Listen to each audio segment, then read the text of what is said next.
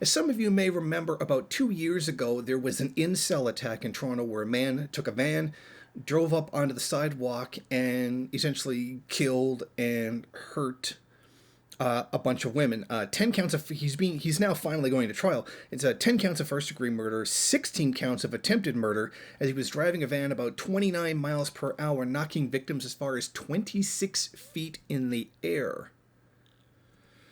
One was hit so hard, like her socks actually came off. I don't even know how hard you have to hit someone in order to do that. People were stuck in the windshield. They were being dragged onto the car. One person was dragged for 500 feet. Now, this was the famous incel killing. This is one of the few that have happened in Canadian history, but this is being treated as a mass murder event, as this guy was literally trying to kill as many people as possible. Alec Minassian. He is now 28, and he has pleaded not criminally responsible for his activities. Now, what is his excuse? He claims he's not responsible for what he did because he has autism. That is the actual... That's the defense he's putting up. This is the insanity defense, but he's using autism. Now, autism spectrum disorder, he was diagnosed with it at age 5. They revealed at a court hearing. His father described how he could be hyper-focused on things like math that really interested him, but then found that social interaction, particularly with women, was difficult. Okay, that sounds like, run-of-the-mill autism. That's a very frequent thing that does happen when people have autism. I don't know where you jump to the mass murder part. That's a little bit confusing for me. I mean, I'm no doctor. I don't know all that there is to know about autism, but I don't really see as there being a lot of mass murder involved in it. Now, organizations representing Canadians that have autism have completely denounced this. They have said that it's dangerous and it's completely false. This is something that him and his lawyer have made up to try to get him out of being responsible for the multiple murders and multiple attempted murders that he tried to commit.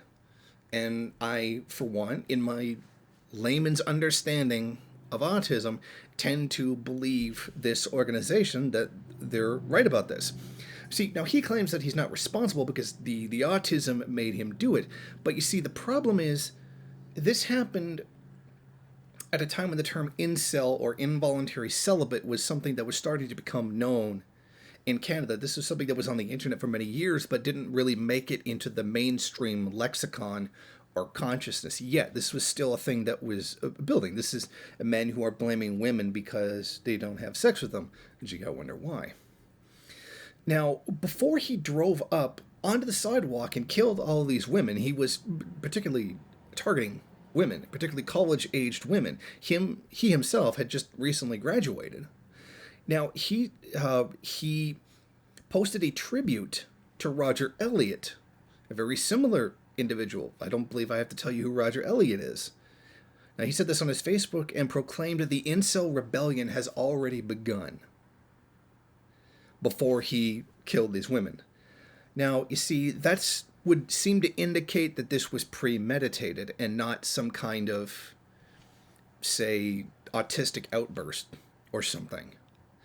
Now, when he was arrested by the police, and after he tried to get them to kill him, but they didn't, he was arrested, charged, etc. The police detective spent hours talking to him, and it was shown in court that he had hated women ever since he attempted to socialize with some girls at a Halloween party 5 years earlier, and they laughed at him and held arms with the ugliest guys instead. This is what he described his interaction as being like. And he had made a plan a month before the Toronto attack, thinking I would inspire future masses to join me in my uprising as well. Those are his words. Does this sound like someone who just one day, had like an autistic fit and decided to become violent? Or someone who had premeditated an attack that killed multiple young women? I mean, this couldn't be any more the definition of premeditated. This is first-degree murder. It's absolutely nonsense. Now, because coronavirus is a thing that's going on, a lot of people were tuning in via Zoom, and none of the victims or survivors could come face to face with the person who had killed their loved ones or attempted to kill them personally. Now, like I said, I have a very layman's understanding of autism, and from what I have seen, when someone does have a violent outburst, when they have autism, it tends to be very spur of the moment.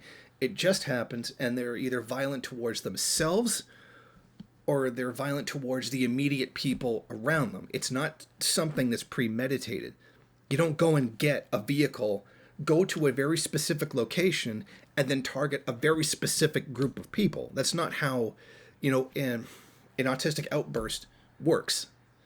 So, in my opinion, this guy's completely lying. He's completely trying to use his diagnosis of autism, which he got when he was 5 years old, as a defense for murdering these young women. And frankly, I find that completely despicable. And on top of that, I don't think it's going to work. I mean, society knows enough about autism spectrum disorder by now that you can't just make some kind of crazy claim and people will think, oh, well, they act that certain way, so that's what's going to happen. No, we have a pretty good knowledge of it. Not myself particularly. Like I said, I'm only a layman. But the actual experts, actual people in the mental health field are well aware of how it actually works. And so I don't think that this defense is going to work. This guy is going to be going to jail. And it is incredibly greasy that he would be trying to use his autism as a defense for premeditatively murdering young women. Thank you for watching. If you like this program, then please head over to my Patreon page and set up a monthly donation. It's your donations that keep this program running. Also, if you would like, please rate, comment, subscribe, and share in various social media.